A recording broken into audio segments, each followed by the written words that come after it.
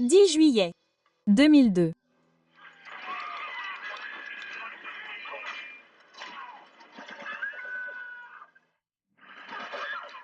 C'est le jeu vidéo le plus vendu aux États-Unis. Le but, tuer autant de personnes que possible, obtenir autant d'étoiles que possible. Et des millions d'enfants maîtrisent ce jeu en apprenant à massacrer des passants. C'est ce qui se rapproche le plus de tuer quelqu'un sans se faire arrêter ou tuer quelqu'un pour de bon. Tuer des policiers, embaucher des prostituées, les matraquer à mort et récupérer leur argent. Comme une montée d'adrénaline. Ce soir, c'est juste une partie de Grand Theft Auto. 3. d'IBC News.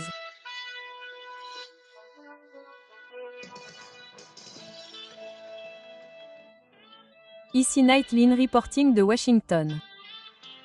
Ted CP. Il n'y a rien de nouveau à s'inquiéter de l'impact des médias sur les enfants. Une génération d'adultes après l'autre a été alarmée et s'est indignée des effets potentiellement néfastes des bandes dessinées violentes, de la musique rock and roll, des films graphiques, des paroles obscènes, sans parler de l'impact global d'Internet et de tout ce qu'il contient.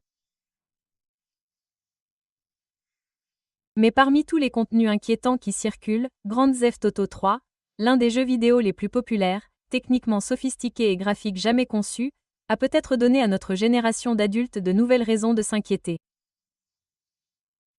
Depuis sa sortie il y a 9 mois, Grand Theft Auto 3 s'est vendu à 3,5 millions d'exemplaires à $50 l'unité.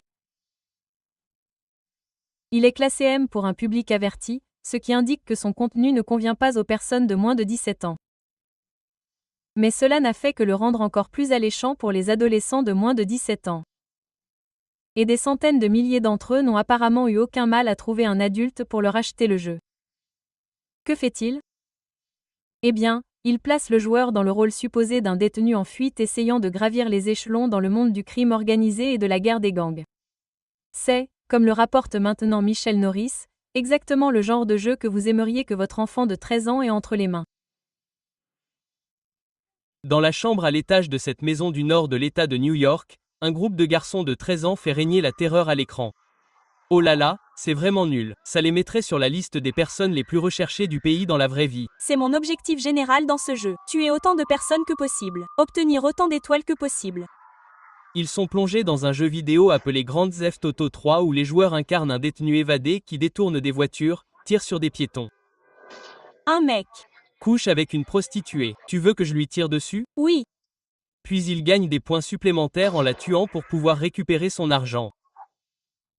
C'est le plus proche de tuer quelqu'un sans se faire arrêter ou tuer quelqu'un pour de vrai. Il existe de nombreux jeux vidéo violents sur le marché aujourd'hui. Mais ce qui distingue Grand Theft Auto 3, c'est le réalisme époustouflant du jeu.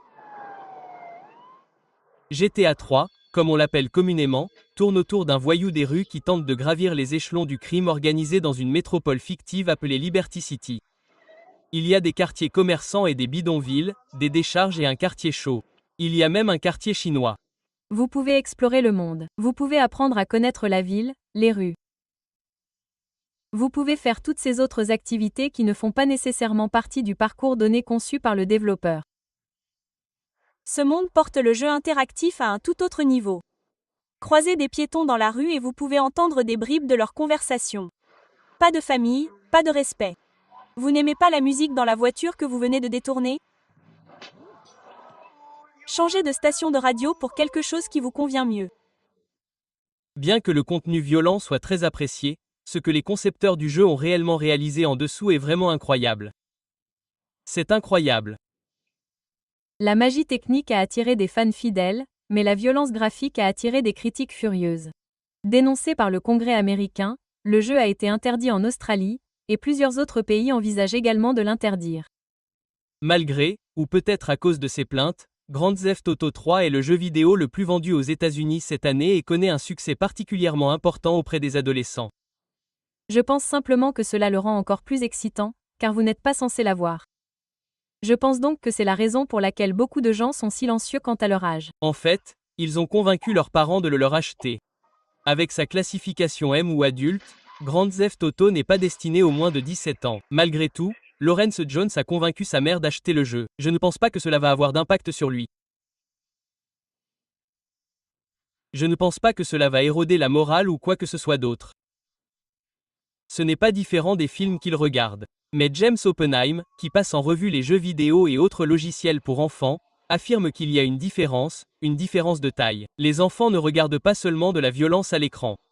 Ils le font dans des contextes de plus en plus réalistes. Et vous voyez que vous obtenez des points supplémentaires si vous tirez dans la tête de quelqu'un plutôt que si vous lui tirez dans le corps. Vous devez vous demander quelles sont les valeurs que nous enseignons à nos enfants. Les parents ne doivent pas laisser leurs compétences parentales à la porte juste parce que c'est un jeu vidéo. Mais est-il possible qu'Oppenheim se trompe? Que les parents qui laissent leurs enfants jouer à des jeux horribles comme Grand Theft Auto puissent en fait les aider d'une manière ou d'une autre. Et l'une des fonctions de tout type de jeu, qu'il s'agisse de jouer avec vos jouets ou de jouer à un jeu vidéo, est de vous aider à mieux comprendre vos angoisses, à mieux les contrôler et à être un peu moins troublé par elles. Un nouveau livre intitulé Killing Monsters avance un argument provocateur. Tout comme les jeux de gendarmes et de voleurs auxquels les enfants jouaient autrefois, la version high-tech actuelle de Maquillai peut aider les enfants à comprendre un monde confus et troublant. C'est une réaction tout à fait naturelle chez les jeunes de vouloir jouer avec ce qui les perturbe et de s'endurcir. De prouver qu'ils peuvent regarder l'image et en gérer le contenu. Les jeunes de 13 ans de Monte-Hello, dans l'État de New York, affirment que le jeu leur procure un soulagement. Quand je suis en colère, j'y joue et je me débarrasse de toutes mes pensées colériques. C'est juste quelque chose d'amusant à faire, ça me change les idées. Mais ces garçons admettent également que la frontière entre la fantaisie et la réalité n'est pas toujours aussi nette. C'est comme si vous deviez vous arrêter et c'est comme si vous ne pouviez pas. Mes paumes deviennent moites et je deviens nerveux si je suis sur le point de faire quelque chose de difficile dans le jeu vidéo. Je sais, c'est comme une montée d'adrénaline. Certains penseraient que si c'est aussi facile dans le jeu, on pourrait probablement le faire dans la vraie vie. Les critiques craignent que ces jeux de plus en plus féroces ne désensibilisent les enfants à la violence. On a beaucoup parlé du fait que les garçons qui ont ouvert le feu sur leurs camarades de classe à Colline étaient obsédés par un jeu fataliste appelé Doom. Mais aucune recherche concluante n'établit un lien clair entre les jeux vidéo violents et les comportements agressifs. Pourtant, les producteurs de jeux vidéo sont sensibles à ces préoccupations. À tel point que certains se demandent s'ils devraient même être appelés des jeux. Les jeux sont pour la plupart considérés par le grand public comme des jouets ou des objets pour enfants. Le succès phénoménal de Grand Theft Auto 3 a créé une ruée vers la violence démesurée du jeu. Un projet de loi présenté au Congrès ce printemps rendrait plus difficile pour les enfants de mettre la main sur ces jeux, faisant de la vente ou de la location de jeux vidéo violents à des mineurs un crime fédéral. L'ironie dans tout cela, selon les experts qui étudient le développement de l'enfant, c'est que plus les plaintes concernant la violence dans les jeux vidéo sont fortes, plus la demande chez les adolescents est forte. C'est un buzz marketing basé sur l'une des règles de base de l'adolescence. Les adolescents désirent exactement ce qu'ils ne sont pas censés avoir. Ici Michel Norris, en reportage pour Night. Lynn à Monte-Hello, New York. Nous jouerons un peu à Grand Theft Auto à notre retour.